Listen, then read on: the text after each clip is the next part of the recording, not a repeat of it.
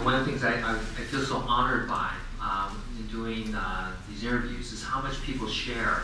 And it's not just sharing because for their benefit or anything like that, but they realize that by sharing these stories, other people will hear these, and so they're very generous in sharing, as you can tell, a very painful memory that he probably would just as soon forget. Another way we sort of group stories is by the various camps. That there were over 70 different detention facilities that held Japanese Americans during the war.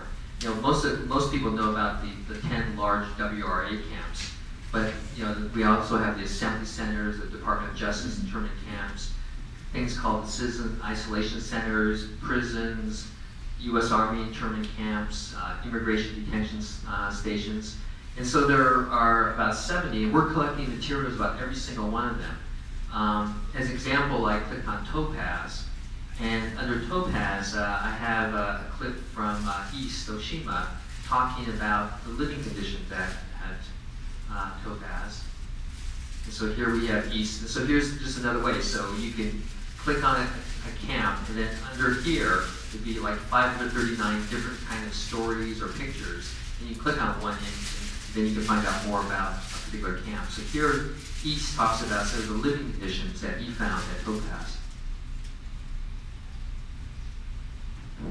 It was kind of colder than what we were used to in California, in Utah there in the wintertime. And the wind used to blow, and they used to have a lot of, I remember a lot of whirlwinds. The dust be flying all over.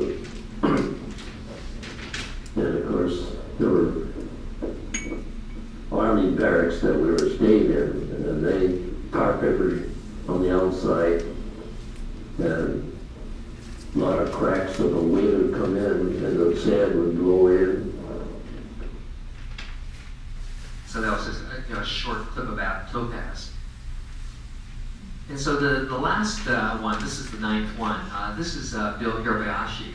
And not only did people have to struggle to find places to live in the Twin Cities, but the jobs, finding a job, right during or right after the war. And so here, Bill talks about, how he got a job in an auto body shop. And when I started getting out of the car, he says, I hope you're not looking for an estimate. I said, no, I'm not. And he said, well, good, because he says, I'm booked up for 2 weeks, and I can't take on any more jobs. I'm no sense in me making the estimates. I said, well, I'm just the opposite. I'm looking for a job. And he said, well, I don't need anybody. I said, well, you just told me how busy you are. He said, I told you I don't need anybody. I'm not hiring. And I'm getting desperate, and he's getting fed up with me. He's getting kind of irked with me. And then so then he asked me what part I didn't understand that he didn't, that he wasn't hiring. I said, I'll tell you what I'll do. I said, I need a job, and I said, I'll give you an offer that you can't refuse. And his other bodymen are standing on kind of listening, they act like they're not, but they're all listening. Well, the Jim says, okay, what is it? I said, I'll work for you for 1 whole week. When the end of the week comes, I said, you pay me what you think I'm worth, and if you're happy with me, I stay, and if you're not happy with me, or I'm not happy, I said, we could depart as friends. And so then he didn't say anything, he was just kind of looking at me, and then one of his guys says, hey Jim, you can't miss on a deal like that. So then he said, well, okay. So Bill got a job for a week, but after that week he actually left. So. But I just love these little stories. They're just so authentic. It's not, you're not talking about the big picture of everything that happened to Japanese Americans, but just their lives.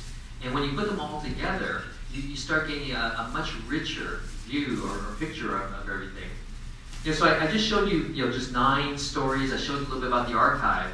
But most of the people who actually come to our website, come through what we call our educational modules. And I just want to show you a couple of quick ones.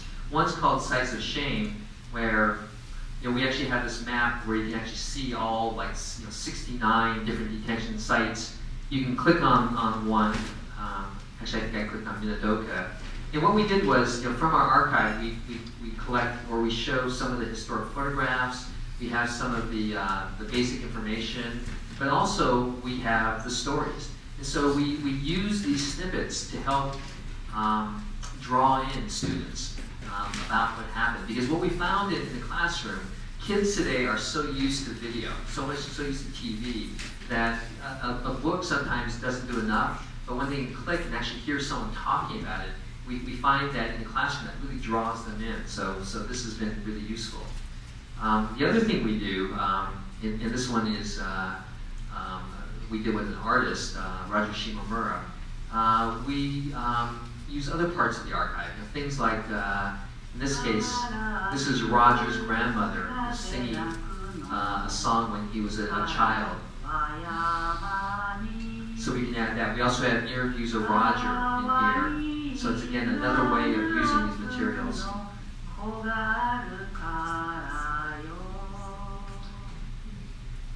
And then the other thing, I mentioned that right now we, this last month I just looked, and so every state in the union we have users who come to this website. But in this last year we had over 130 different countries, visitors from 130 different countries.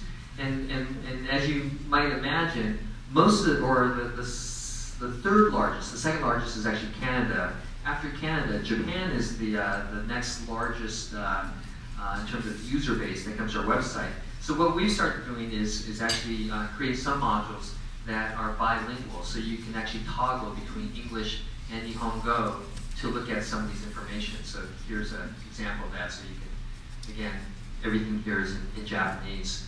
And so we have, again, thousands of people in Japan learning about Japanese Americans through these websites, and then now back to English. But anyway, that was just a quick tour. I just wanted to show you, some of the clips that, when we came here this summer to do these interviews, sometimes, we leave and no one really knows what happened to the clips. So as a thank you, I wanted to come back to Minneapolis to show people that, indeed we did these interviews. They were really well done. I mean, we really enjoyed the people we interviewed.